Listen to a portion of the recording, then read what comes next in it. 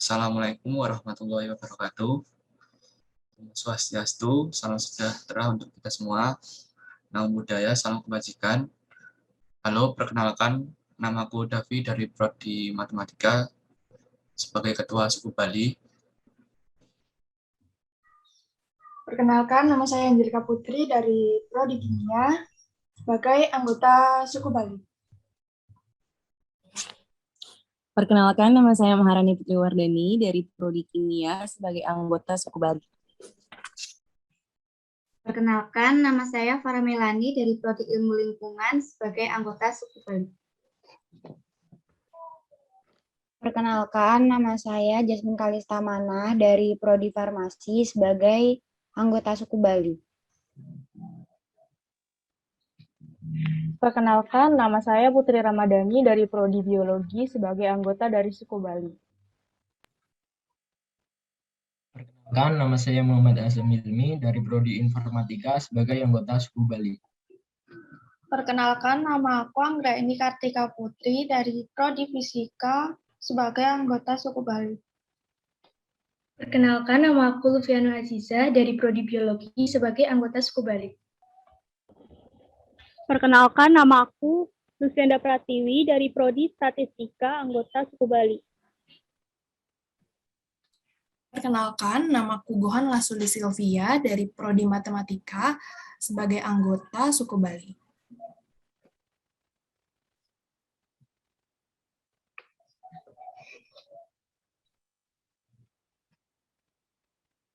Perkenalkan, saya Abdi Santiatmoko dari Prodi Informatika sebagai anggota Suku Bali. Perkenalkan, saya Melita Tintani dari Prodi Biologi, saya anggota dari Suku Bali.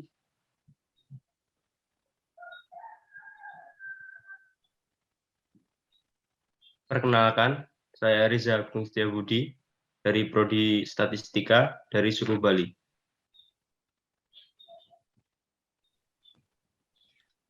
Perkenalkan, saya Belasari Farmasi dari anggota Suku Bali.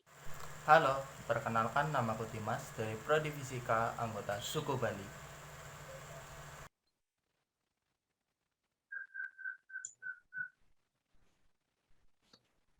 Suku Bali merupakan suku bangsa mayoritas di Pulau Bali. Biasanya juga disebut anak Bali, wong Bali, atau kerama Bali.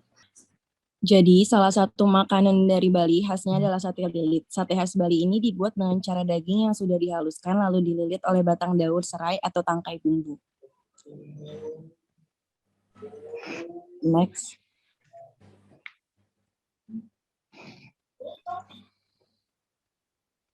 Yang kedua ada nasi jinggo. Nasinya hanya sebesar kepalan tangan orang dewasa, ditambahkan dengan nasi, ayam suwir, mie goreng, dan tempe goreng. Jadi semacam nasi kucing. Dan yang ketiga ada sate plecing. Bumbu plecing ini terdiri dari cabai rawit, tomat, garam, terasi, air jeruk, limau, rasanya pedas, gurih, dan sedikit asin.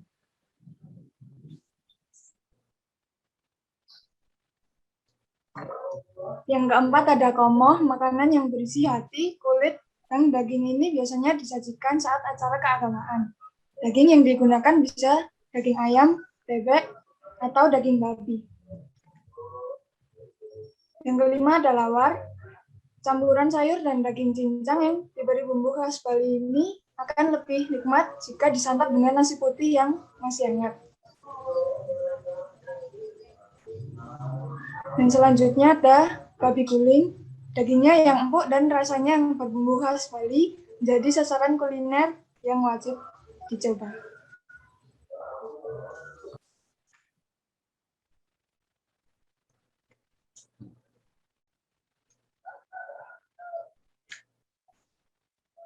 Bahasa yang pertama ada bahasa Bali. Bahasa Bali bisa dibilang bahasa daerah asli Pulau Bali, bahasa yang berasal dari Provinsi Bali atau bahasa daerahnya Bali. Selain ada di Pulau Bali, bahasa daerah Bali ini juga menyebar ke daerah sekitar Pulau Bali, Nusa Tenggara Barat, dan Jawa Timur. Bahkan bahasa Bali juga ada di Provinsi Lampung dan menyeberang hingga Sulawesi Tenggara dan Kalimantan Tengah. Dialek bahasa Bali ada dua jenis, dialek Bali Aga atau Bali Mula dan dialek Bali Dataran.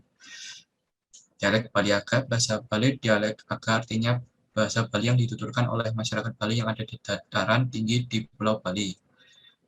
Dialek Bali dataran, sedangkan bahasa Bali dialek dataran sebaliknya. Penuturnya adalah penduduk Bali yang berada di dataran rendah Pulau Dewata. Kota Denpasar sebagai ibu kota Provinsi Bali menggunakan dialek Bali dataran. Yang kedua, bahasa Jawa. Karena dekat dengan pulau terpadat di Indonesia, jelas sekali bahasa Jawa sangat mempengaruhi bahasa di Bali. Kabupaten Buleleng adalah salah satu tempat bahasa Jawa dituturkan. Antara bahasa Jawa Bali dengan bahasa Jawa di Pulau Jawa perbedaannya sampai 51%. Yang ketiga ada bahasa Madura.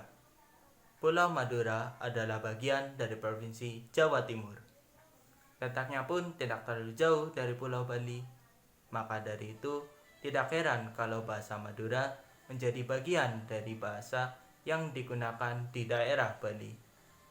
Nah, penutur dari bahasa Madura di Bali ada di Kabupaten Buleleng. Yang keempat ada bahasa Melayu.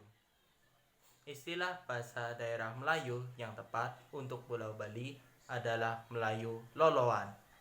Nah, penutur dari bahasa Melayu Loloan di Bali ada di Kecamatan Loloan Barat, Kabupaten Jembrana. Alat musik. Alat musik di Bali salah satunya yaitu gamelan. Di Bali terdapat alat musik khas yang bernama gamelan Bali. Orang-orang Bali biasa menyebutnya sebagai gamelan. Ciri khas gamelan Bali yaitu bunyinya yang meledak-ledak, berkecepatan tinggi, serta bagian gending yang lebih dinamis. Ritme musik yang cepat ini disebabkan oleh perangkat berbentuk seperti simbal berukuran kecil yang biasa disebut dengan cengceng.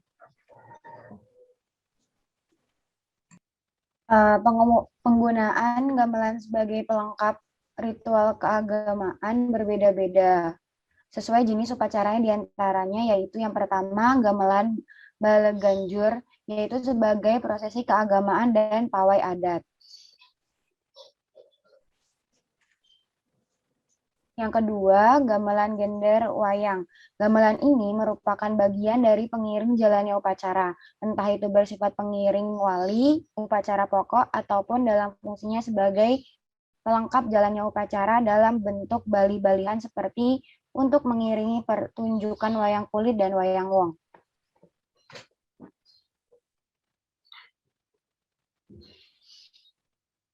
Yang ketiga yaitu ada gamelan angklung. Gamelan ini sering digunakan dalam upacara prosesi kematian seperti ngaben.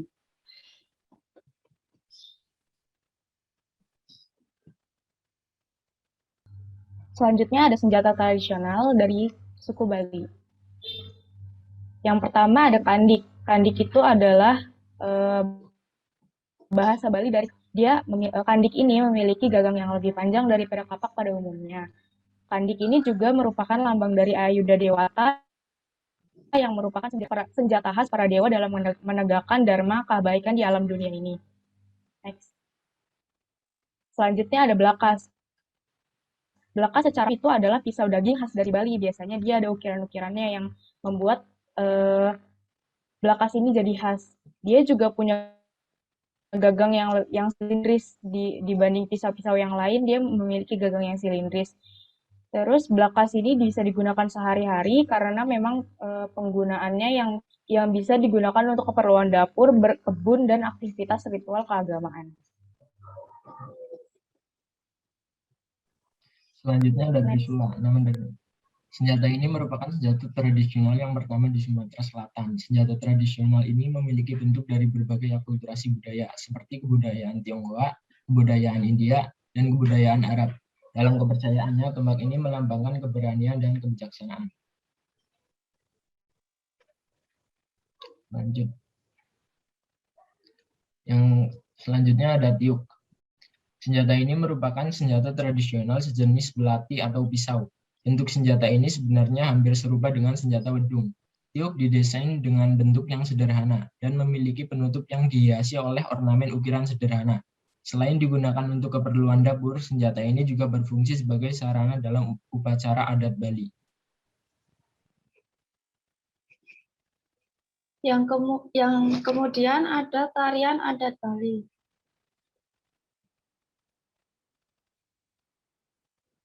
Yang pertama ada tari kecak yang diciptakan oleh seniman Bali yang bernama Wayan Lingga.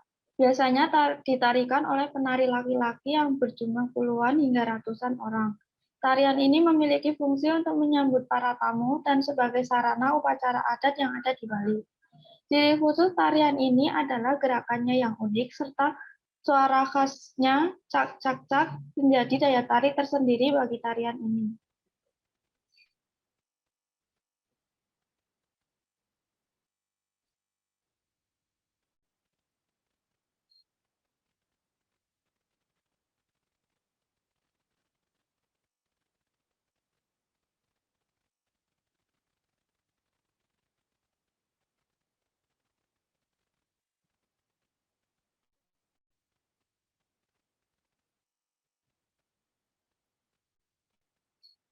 Udah belum?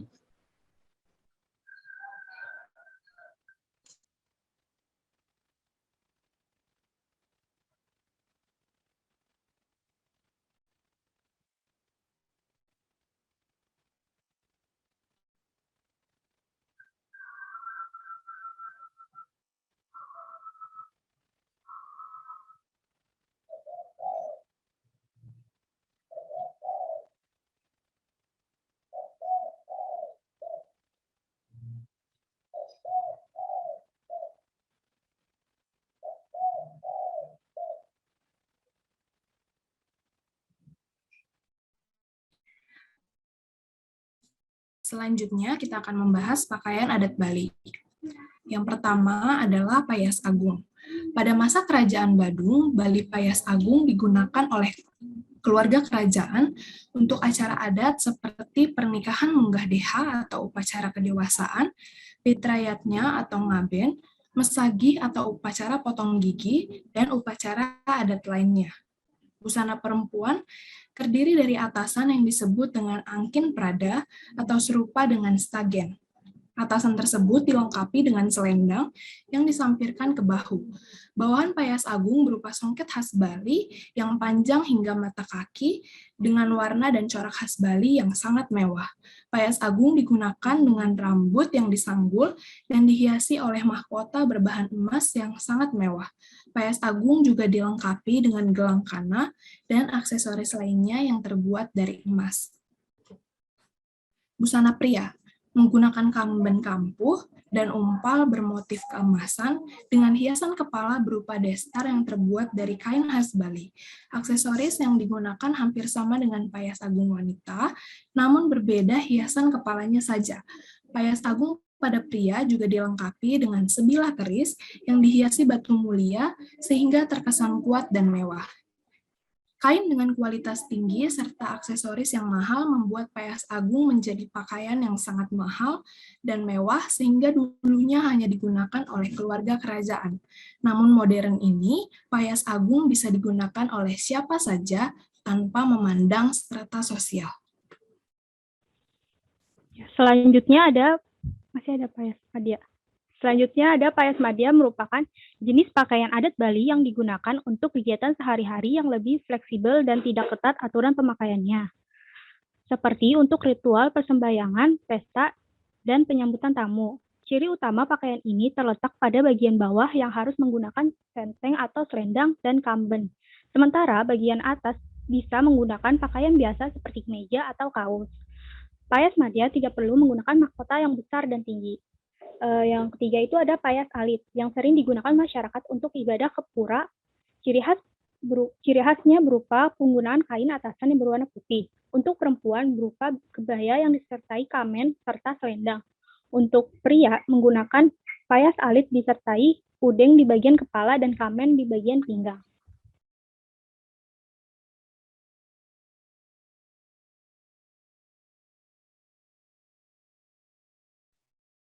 Rumah adat Bali.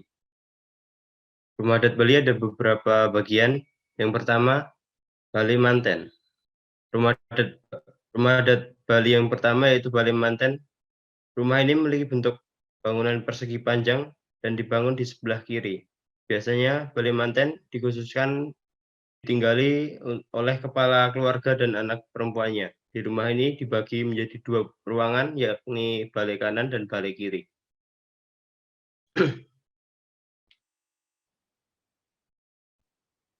Balai Sekapat. Balai Sekapat adalah rumah adat Bali yang biasa difungsikan sebagai tempat bagi para keluarga bersantai bersama. Ciri khas dari rumah adat Bali yang satu ini adalah 4 tiang yang menyangga atap rumah sebanyak 4 buah.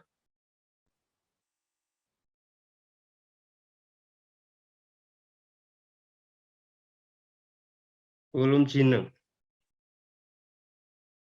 Ulum Jineng akan memiliki struktur bangunan panggung dengan atap dan dinding luarnya yang tertutup jerami kering. Biasa digunakan sebagai lumbung gabah setelah dijemur. Lumbung Jineng biasanya hanya terdapat di beberapa daerah saja. Saat ini Lumbung Jineng sudah dimodernisasi dengan dibangun menggunakan semen.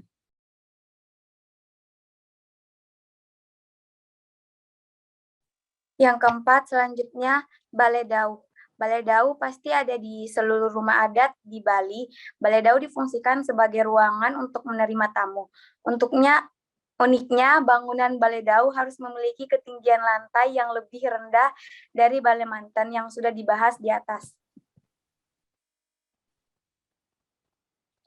Yang kelima, berbeda dengan Balai Dau, bangunan pura keluarga yang terdapat di rumah adat masyarakat Bali di rumah adat masyarakat Bali difungsikan sebagai tempat beribadah.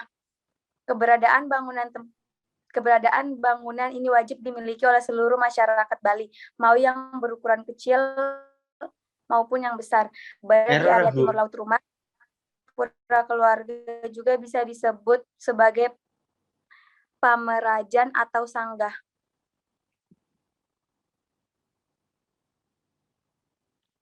Yang keenam, Balai Gede. Diharuskan dibangun lebih tinggi dari bangunan lain di sekitarnya, punya ukuran yang besar. Balai Gede memang difungsikan sebagai tempat berkumpul dan menyajikan makanan khas Bali sembari membakar aneka sesaji. Di bangunan ini juga terdapat tiang berjumlah hingga 12 buah.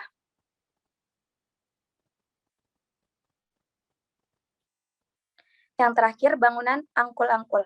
Bangunan angkul-angkul adalah pintu masuk utama yang sering dijumpai pada rumah adat masyarakat Bali.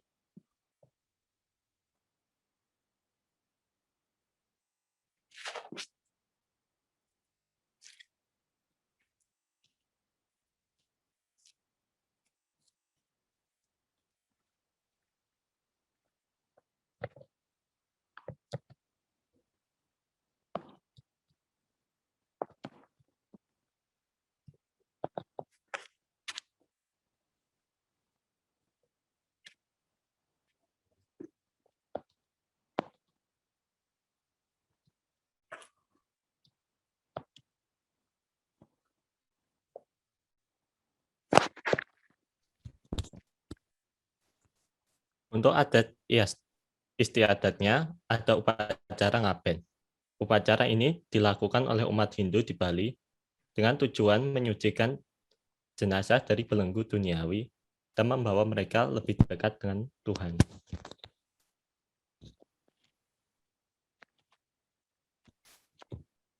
Kemudian ada omet-omedan. Adat istiadat suku Bali yang lain adalah omet-omedan. Tradisi ini hanya boleh dilakukan wanita dan pria yang masih single atau tidak memiliki pasangan. Antara pasangan muda-mudi akan saling tarik-menarik dan berciuman. Tradisi ini dilakukan setelah Hari Raya Nyepi sebagai bentuk sukacita di Banjar Gajah, Desa Sesetan, Denpasar. Selanjutnya ada melasti. Sebelum pelaksanaan Hari Raya Nyepi, umat Hindu di Bali bisa melaksanakan upacara melasti. Upacara ini dilakukan dengan mendatangi beberapa sumber mata air seperti pantai dan bermakna untuk menyucikan diri. Selanjutnya ada mepandes. Upacara adat ini juga dikenal dengan nama potong gigi. Biasanya yang melaksanakan upacara ini adalah anak-anak yang dianggap telah beranjak dewasa. Adapun gigi taring bagian atas sang anak akan dikikis. Hal itu dilakukan untuk menghilangkan sifat buruk yang ada di dalam diri manusia.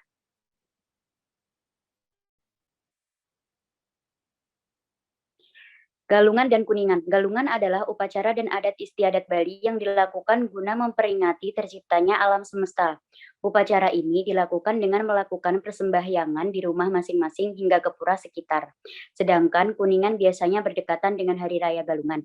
Hari Raya ini dilakukan dengan menyiapkan persembahan berwarna kuning. Nah, itu dia beberapa jenis dan contoh kebudayaan suku Bali yang cukup terkenal di daerah Bali. Sekian, terima kasih. Wassalamualaikum warahmatullahi wabarakatuh. Om Swastiastu, salam sejahtera, namo buddhaya, salam kebajikan.